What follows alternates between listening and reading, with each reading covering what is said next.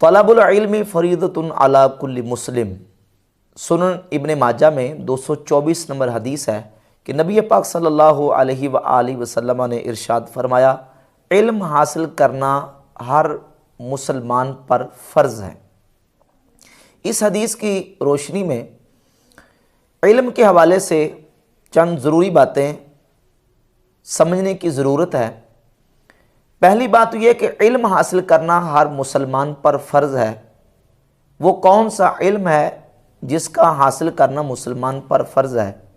قرآن مجید اور احادیث طیبات کی روشنی میں ہمیں جو واضح ہوتا ہے وہ یہ ہے کہ قرآن مجید اور احادیث کی روشنی میں جس علم کو فرض قرار دیا گیا ہے وہ علم دین ہے۔ قرآن میں اور احادیث میں جس علم کی فضیلت بیان کی گئی اور علماء کے جو فضائل بیان کیے گئے ہیں تو اس سے مراد علوم دینیہ اور دین کے علماء ہیں جن کے فضائل کو بیان کیا گیا ہے، اور جس علم کو فرض کیا گیا ہے وہ علم بھی دین کا علم ہے کہ ایک مومن مسلمان کے لیے دین کا علم حاصل کرنا فرض ہے۔ کیوں؟ اس لیے کہ بنیادی طور پر علم کی دو قسمیں ہیں، ایک علم نافع اور دوسرا علم دار ہے۔ علم نافع یعنی نفع دینے والا علم، اور علم دار یعنی نقصان دینے والا علم۔ اور احادیث میں نبی کریم علیہ الصلوۃ والسلام کی دعائیں مذکور ہیں کہ نبی پاک علیہ الصلوۃ والسلام نے اللہ رب العزت کی بارگاہ میں علم نافع کا سوال کیا ہے اور علم دار سے پناہ مانگی ہے۔ اور پھر علم جو ہے اس کی مختلف اقسام ہیں اور اس کے مختلف مراتب اور درجات ہیں۔ علم فرض بھی ہے، علم سیکھنا واجب بھی ہے، علم مستحب بھی ہے، مباح بھی ہے، علم حرام بھی ہے، مکروہ بھی ہے، اور بعض صورتوں میں کفر بھی ہے۔ یعنی اگر علم کہانت، علم سحر یا اس طرح کے دوسرے غیر شرعی علوم ان کی بات کی جائے تو اس پر فقہاء نے تفصیل کے ساتھ لکھا ہے، اور کتب فقہ میں جو علوم کی اقسام اور تقسیم بیان کی گئی ہے اس سے بات بالکل واضح ہوتی ہے کہ ان علوم کو سیکھنے کی شرعاً اجازت نہیں ہے۔ یعنی ایک مسلمان علم سحر، جادو کا علم سیکھتا ہے، کہانت کا علم سیکھتا ہے، اور بالخصوص وہ علوم جو شرکیہ اور کفریہ کلمات کے اوپر مشتمل ہے تو ان کو تو سیکھنے کی اجازت نہیں ہے، یہ علم دار میں آتے ہیں، لہذا ان کا سیکھنا فرض تو کجا سیکھنا جائز ہی نہیں ہے۔ تو پھر اس تقسیم سے بات واضح ہوتی ہے کہ بعض علوم جو ہے ان کا سیکھنا حرام، بعض کا مکروہ اور بعض کا کفر تک چلا جاتا ہے۔ اور جب ہم دین کے علم کی بات کرتے ہیں جس کو شریعت نے ایک مومن مسلمان پر فرض قرار دیا ہے تو دین کی تعلیمات جو ہے اس کی مختلف اقسام ہیں۔ سب سے پہلی قسم جو دین کی تعلیمات کی ہے اس کو علم العقائد اور ایمانیات کا علم کہا جاتا ہے۔ ایک مومن مسلمان پر علم حاصل کرنا فرض ہے، سب سے پہلے اس کے اوپر فرض ہے کہ وہ ایمانیات کا علم حاصل کرے، اور پھر احکام، پھر آداب، اخلاق اور دیگر علوم کی اور معاملات کی باری بعد میں آتی ہے، سب سے پہلے ایمانیات کی باری ہے۔ اللہ رب العزت کے بارے میں ایک مومن مسلمان کو کیا عقیدہ رکھنا چاہیے، صفات باری تعالیٰ کے بارے میں کیا عقیدہ ہونا چاہیے، انبیاء کے بارے میں، فرشتوں کے بارے میں، بعث بعد الموت اور آخرت اور قیامت کے بارے میں، جنت دوزخ کے بارے میں، قبر کے حوالے سے جو ایک مسلمان کا عقیدہ ہونا چاہیے، اور اسلام نے ہمیں جو عقائد دیے ہیں ان عقائد کو سیکھنا ایک مومن مسلمان پر سب سے پہلے فرض ہے۔ اس کی پہلی قسم کون سی ہے؟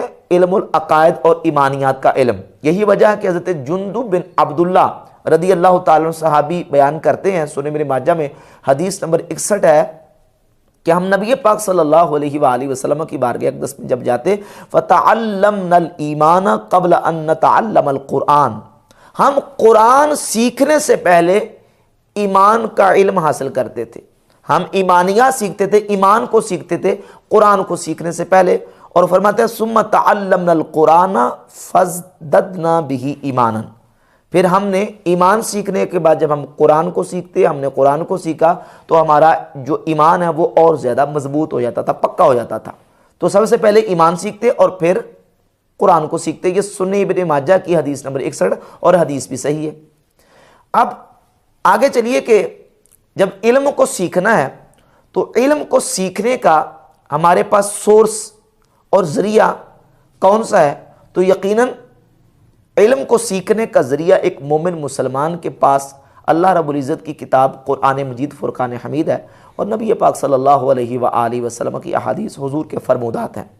سرکار دو عالم صلی اللہ علیہ وآلہ وسلم کی ذات اقدس جب صحابہ کرام رضی اللہ تعالی عنہ کے اندر ظاہری حیات طیبہ کے ساتھ حضور موجود تھے، تو صحابہ کرام ڈائریکٹ نبی کریم علیہ السلام سے قرآن مجید کو سیکھتے۔ سورۃ الجمعہ کی آیت نمبر 2 میں اللہ رب العزت نے حضور کا یہ منصب بیان کیا ہے کہ یعلمہم الکتاب والحکمہ، کہ نبی صلی اللہ علیہ وآلہ وسلم کتاب اور حکمت سکھاتے ہیں، کتاب اور حکمت کی تعلیم ارشاد فرماتے ہیں۔ تو صحابہ کرام قرآن مجید کو نبی پاک علیہ السلام کی ذات اقدس سے سیکھتے تھے، اور جن صحابہ نے قرآن نبی کریم علیہ السلام سے سیکھا، حضور نے ترغیب ارشاد فرمائی اپنی امت کو کہ تم ان سے قرآن کو سیکھو۔ صحیح بخاری میں 4999 نمبر حدیث ہے، خذوا القرآن من اربع، 4 صحابہ سے قرآن کو حاصل کرو، قرآن کو سیکھو، اور ان میں سے حضرت عبداللہ ابن مسعود، حضرت سالم، ابی بن کعب اور حضرت معاذ ابن جبل رضی اللہ تعالی عنہم اجمعین۔ ان سے حضور علیہ السلام نے کہا کہ قرآن کو سیکھو، یعنی صحابہ نے قرآن حضور سے سیکھا، اور جن صحابہ نے نبی کریم علیہ السلام سے قرآن سیکھا ہے، حضور اپنی امت کو اور باقی آنے والے لوگوں کو ان کی طرف ریفر کر رہے ہیں کہ ان سے تم نے قرآن کو سیکھنا ہے۔ اور ان میں سے حضرت عبداللہ ابن مسعود رضی اللہ تعالیٰ عنہ خود فرماتے ہیں، صحیح بخاری میں 5000 نمبر حدیث ہے، وہ اللہ کی قسم بیان کر کے کہتے ہیں کہ میں اللہ کی قسم کر کے کہتا ہوں کہ اصحاب پیغمبر جانتے ہیں کہ میں تمام صحابہ کرام میں سے سب سے زیادہ قرآن کو جاننے والا ہوں، اور میں نے 70 سے زیادہ صورتیں رسول اللہ صلی اللہ علیہ وآلہ وسلم کے مبارک منہ سے سیکھی۔ یعنی صحابہ نے قرآن نبی کریم علیہ السلام سے سیکھا، اس کے باوجود کہ وہ عربی زبان کو جانتے تھے، وہ عربی کے ماہر تھے، عربی کے فصحاء، بلغاء اور بڑے بڑے فصیح و بلیغ تھے، لیکن قرآن جس اسلوب میں بات کرتا ہے، قرآن جس فصاحت و بلاغت میں بات کرتا ہے، اور قرآن کے جو احکامات ہیں، قرآن کا جو صحیح منشا اور مراد ہے، اس کو سمجھانے کے لیے اللہ رب العزت نے نبی کریم علیہ السلام کو معلم بنا کے بھیجا، اور حضور علیہ السلام نے عرب کے ان فصحاء، بلغاء اور عربی جاننے والوں کو قرآن مجید اللہ رب العزت کے جو احکامات ہیں وہ حضور علیہ السلام نے سکھائے۔ تو سب سے پہلا سورس مسلمان کے پاس علم کو سیکھنے کا وہ قرآن ہے، اور پھر نبی پاک صلی اللہ علیہ وآلہ وسلم کے فرمودات، حضور کی احادیث طیبات ہیں۔ اب جب ہم نے قرآن اور حدیث کو سیکھنا اور سمجھنا ہے، تو اس کے ساتھ یہ بھی ہے کہ ہم نے قرآن کو کس سے سیکھنا ہے۔ اگر کوئی بندہ کہے میں ڈائریکٹ قرآن اور حدیث کو سیکھوں گا، تو یہ اس کی بات بالکل لاجک کے خلاف ہے۔ کیوں؟ اس لیے قرآن کو جب پڑھے گا تو جو بندہ خود قرآن کو ترجمہ نہیں جانتا، عربی نہیں جانتا، لغت نہیں جانتا، وہ لازمی طور پہ قرآن مجید کو کسی ترجمے کے ساتھ پڑھے گا، کسی تفسیر کے ساتھ پڑھے گا۔ اور ترجمہ اور تفسیر جو ہے یہ اصل میں فہم ہے، یہ سمجھ ہے اس مترجم کی، اس مفسر کی۔ اگر کوئی بندہ کہتا نہیں جو کوئی بھی ترجمہ پڑھ لے، کوئی بھی تفسیر پڑھ لے، اور کسی کا بھی لیکچر سن لیں، آپ کسی سے بھی آپ قرآن کا ترجمہ اور تفسیر سن سکتے ہیں، تو اب میں ان کو دعوت دیتا ہوں کہ کیا آپ یہ قادیانیوں کا قرآن پاک کا ترجمہ ہے، کیا اس کو پڑھنے کے لیے تیار ہیں جو قادیانیوں نے قرآن پاک کا ترجمہ کیا ہے؟ یہ قرآن پاک کی تفسیر بیان القرآن قادیانیوں کی، کیا قرآن پاک کی اس تفسیر کو پڑھنے کے لیے وہ لوگ تیار ہیں جو کہتے ہیں جی کسی کا بھی ترجمہ پڑھ لیں؟ یہ صحیح بخاری کا ترجمہ ہے قادیانیوں کا، مرزائیوں کا، کیا یہ صحیح بخاری کا یہ ترجمہ پڑھنے کے لیے تیار ہیں جو صحیح بخاری کا اور قرآن مجید کا اور جو تفاسیر اور تراجم کیے گئے ہیں؟ نہیں، کہیں گے نہیں جو وہ تو قادیانیوں کا۔ تو یہی بات ہم کہتے ہیں کہ جب ترجمہ اور تفسیر کی بات آتی ہے تو ترجمہ اور تفسیر یہ اصل میں فہم ہے اس مترجم کا، اس مفسر کا۔ تو ہمیں دیکھنا ہوگا کہ جس سے ہم نے قرآن کو سیکھنا ہے، جس سے ہم نے حدیث کو سیکھنا ہے، ہم نے قرآن اور حدیث کو لینا ہے، کیونکہ قرآن اور حدیث یہ دین کا علم ہے، اور علم کو لینے کے لیے معیار ہے کہ ہم نے کس سے علم کو حاصل کرنا ہے۔ صحیح مسلم کے مقدمہ میں امام مسلم رحمۃ اللہ تعالی علیہ نے امام محمد بن سیرین رحمہ اللہ سے ایک روایت کو نقل کیا ہے، روایت نمبر 26 ہے۔ امام محمد بن سیرین بہت بڑے جلیل القدر تابعی ہیں، حضرت انس بن مالک کے اور حضرت ابو ہریرہ رضی اللہ تعالی عنہما کے شاگرد ہیں۔ وہ فرماتے ہیں ان ھذا العلم دین فانظروا عمن تأخذون دینکم، یہ علم دین ہے، یہ جو علم ہم حاصل کرتے ہیں یہ دین ہے، یہ دیکھو کہ تم اپنا دین کہاں سے لے رہے ہو۔ فانظروا امن تاخذون دینکم، دیکھو کہ تم دین کہاں سے حاصل کر رہے ہو، دین کہاں سے لے رہے ہو۔ اور ساتھ ہی صحیح مسلم کے مقدمہ میں روایت نمبر 27 ہے، امام محمد بن سیرین رحمۃ اللہ تعالی علیہ فرماتے ہیں کہ پہلے جب کوئی شخص روایت آ کے بیان کرتا تو اس سے پوچھا نہیں جاتا تھا اس کے رجال کے بارے میں۔ لما وقعت الفتنہ، جب فتنہ واقع ہوا، یعنی امت میں افتراق، انتشار اور گمراہ فرقے پیدا ہونے شروع ہو گئے، گمراہ قسم کے لوگ پیدا ہونے شروع ہو گئے، تو لما وقعت الفتنہ قالوا سموا لنا رجالکم، تو صحابہ نے، تابعین نے، محدثین نے یہ کہا کہ یہ بتاؤ کہ تم نے حدیث کس سے سنی ہے، تمہیں حدیث کس نے بیان کی ہے؟ فَيُنظَرُ إِلَىٰ أَهْلِ السُّنَّةِ فَيُؤْخَذُ حَدِيثُهُمْ، دیکھا جاتا کہ حدیث بیان کرنے والا اہل سنت ہے تو اس کی حدیث کو لے لیا جاتا۔ کیا دیکھا جاتا؟ يُنظَرُ إِلَىٰ أَهْلِ السُّنَّةِ، یہ نہیں کہا کہ يُنظَرُ إِلَىٰ أَهْلِ الْكَلِمَةِ کہ وہ کلمہ پڑھتا ہے تو اس کی حدیث کو لے لیتے، کلمہ پڑھنے والا ہے بس یہ کلمہ پڑھتا ٹھیک ہے حدیث لے لیں، نہیں کہا يُنظَرُ إِلَىٰ أَهْلِ السُّنَّةِ فَيُؤْخَذُ حَدِيثُهُمْ، دیکھا جاتا کہ وہ اہل سنت ہے تو اس کی حدیث کو لیا جاتا۔ اور اگر دیکھا جاتا کہ يُنظَرُ إِلَىٰ أَهْلِ الْبِدْعِ فَلَا يُؤْخَذُ حَدِيثُهُمْ، اور اگر یہ دیکھا جاتا کہ وہ کسی بدعتی عقیدے سے تعلق رکھتا ہے، کوئی گمراہ فرقے سے تعلق رکھنے والا ہے، تو پھر اس کی حدیث کو نہیں لیا جاتا تھا، چھوڑ دیا جاتا تھا۔ اور اسی صحیح مسلم میں امام مسلم رحمۃ اللہ علیہ نے روایت نمبر 32 بیان کی، امام عبداللہ بن مبارک رحمۃ اللہ تعالی علیہ بہت بڑے عظیم المرتبت محدث اور امام ہیں، وہ علل اعلان لوگوں کے سامنے یہ اعلان کر کے کہا کرتے تھے کہ لوگوں عمر بن ثابت کی احادیث کو چھوڑ دو، دعو حدیث عمر بن ثابت فإنہ کان یسب السلف، عمر بن ثابت کی حدیث کو نہ لو، کیوں؟ اس لیے کہ وہ سلف کو گالیاں دیتا تھا، حدیث بیان کر رہا ہے، کہا اس سے حدیث بھی نہیں لینی کیونکہ حدیث علم ہے۔ اب اس سے حدیث کیوں نہیں لینی؟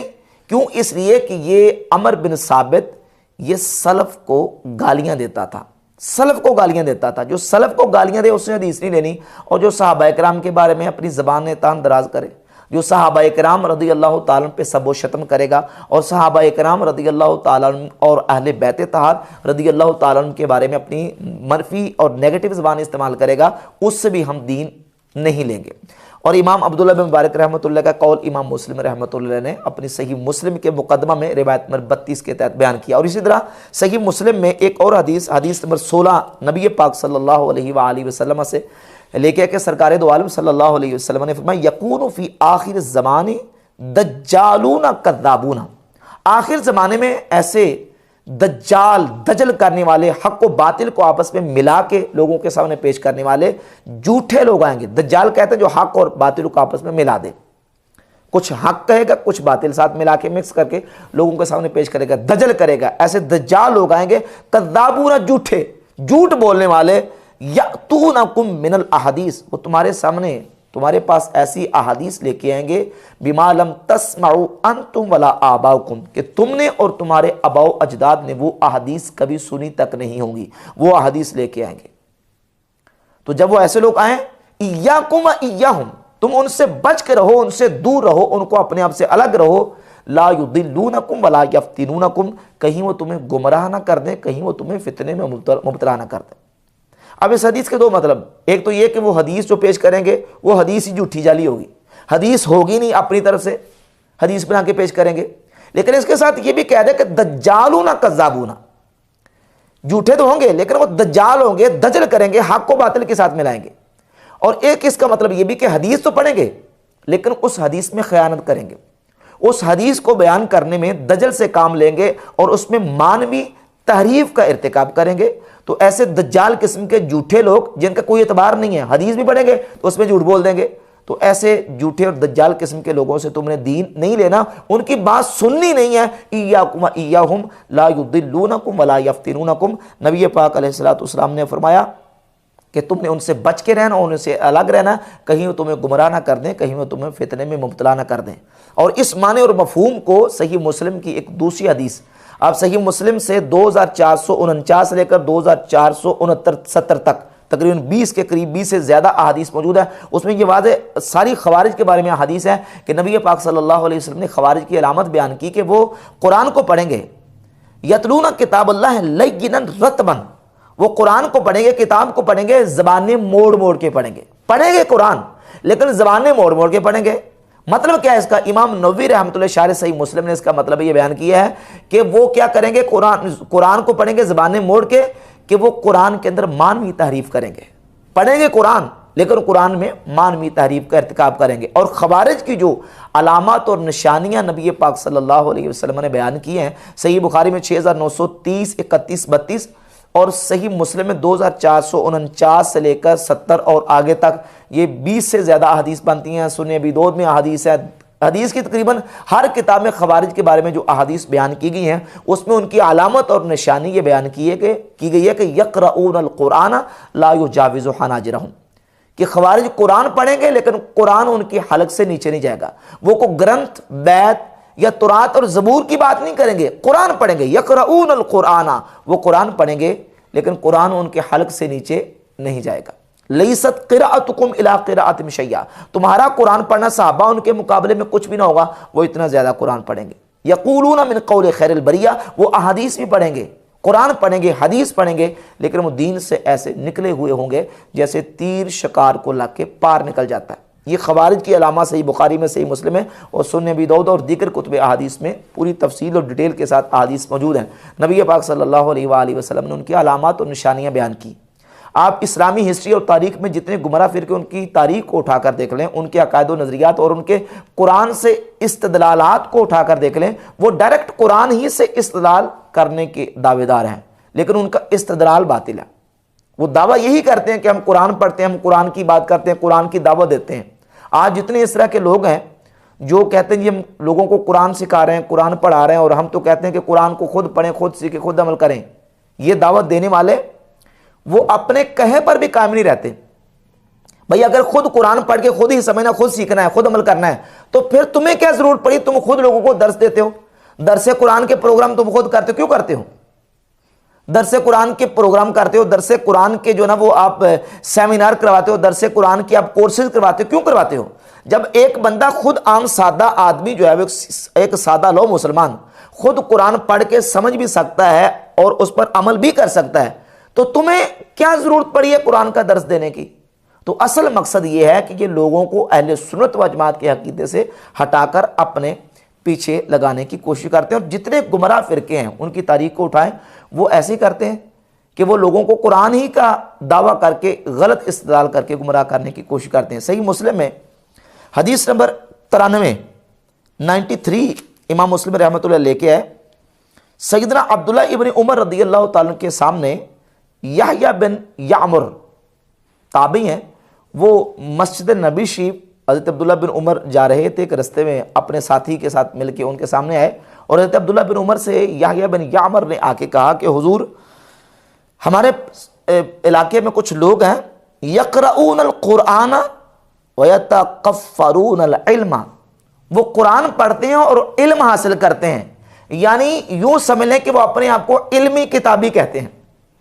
یقرؤون القرآن ویتقفرون العلم، وہ قرآن پڑھتے ہیں اور علم حاصل کرتے ہیں، علم طلب کرتے ہیں. اور پھر ان کے حالات کو بیان کیا کہ گویا کہ وہ اپنے آپ کو علمی کتابی کہتے ہیں. وَأَنَّهُمْ يَزْعُمُونَ أَن لَا قَدَرَ وَأَنَّ الْأَمْرَ أَنْفٌ، اور وہ اس بات کا انکار کرتے ہیں کہ تقدیر کوئی شے نہیں. وہ تقدیر کے منکر ہیں. قرآن پڑھتے ہیں اور علم طلب کرتے ہیں، علمی کتابی کہلاتے ہیں اپنے آپ کو، لیکن وہ قرآن پڑھنے کے باوجود تقدیر کا انکار کرتے ہیں، تقدیر کے منکر ہیں. اور ان کے حالات کو جو یحییٰ بن یعمر ہیں انہوں نے بیان کیا سیدنا عبداللہ ابن عمر رضی اللہ تعالیٰ عنہ کے سامنے. تو سیدنا عبداللہ ابن عمر رضی اللہ تعالیٰ عنہ نے فرمایا کہ اذا لقیت اولئک فاخبرهم انی بریء منہم، جب تم ان سے ملو جا کے، ان علمی کتابیوں سے جا کے ملو تو ان سے جا کے کہنا کہ عبداللہ بن عمر تم سے بری ہیں، وَأَنَّهُمْ بُرَاءٌ مِّنِّي، اور وہ مجھ سے بری، میں ان سے بری ذمہ ہوں اور وہ مجھ سے بری ذمہ ہے. وَالَّذِي يَحْلِفُ بِهِ عبداللہ بن عمر، فرماتے ہیں کہ اس ذات کی قسم جس کی عبداللہ بن عمر قسم کھاتا ہے، لَوْ أَنَّ لأحدهم مثل احد ذهبا فانفقه ما قبل الله منه حتى يؤمن بالقدر. فرمایا کہ اس ذات کی قسم جس کی عبداللہ بن عمر قسم کھاتا ہے، اگر ان کے پاس احد پہاڑ کی مثل سونا بھی ہو اور وہ اللہ کی راہ میں خیرات کر دیں، جب تک وہ تقدیر پر ایمان نہ لائیں اللہ ان کی یہ خیرات اور صدقے کو قبول نہیں کرے گا. وہ علمی کتابی جو قرآن پڑھ کے علم کا دعوے دار ہونے کے باوجود غلط عقیدہ جو نا وہ بنا کے بیٹھ گئے ہیں، ان کے کسی عمل کو اللہ رب العزت اپنی بارگاہ میں قبول نہیں کرے گا. اب دیکھیں قرآن کا دعویٰ، آپ خوارج کے عقیدے کو اٹھا کر دیکھ لیں، نواسب کے عقیدوں کو اٹھا کر دیکھ لیں، معتزلہ، مرجیہ، مشبہہ، مجسمہ، جتنے گمراہ فرقے ہیں وہ قرآن کی بات کرتے ہیں، قرآن کے مدعی اور دعوے دار ہیں، لیکن ان کے استدلالات باطل ہیں. صحیح مسلم میں ایک اور حدیث ہے 473 نمبر.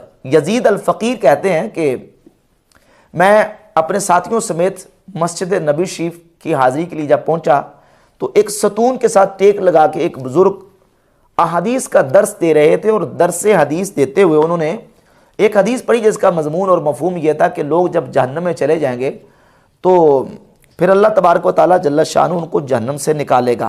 یزید الفقیر کہتے ہیں کہ میں اس بزرگ کے آگے ہوا. وہ بزرگ کوئی عام شخصیت نہیں، وہ حضرت سیدنا جابر بن عبداللہ انصاری صحابی رسول ہے رضی اللہ تعالیٰ. اور میں نے ان کے سامنے جا کے کہا کہ